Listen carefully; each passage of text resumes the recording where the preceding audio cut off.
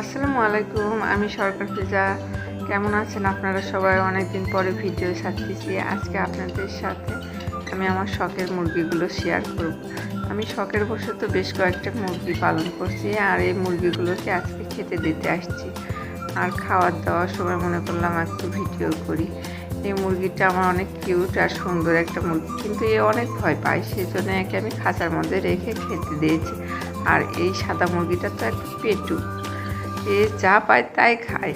দেখেন কেমন করতেছে, ওকে খেতে দিতে যাচ্ছে না।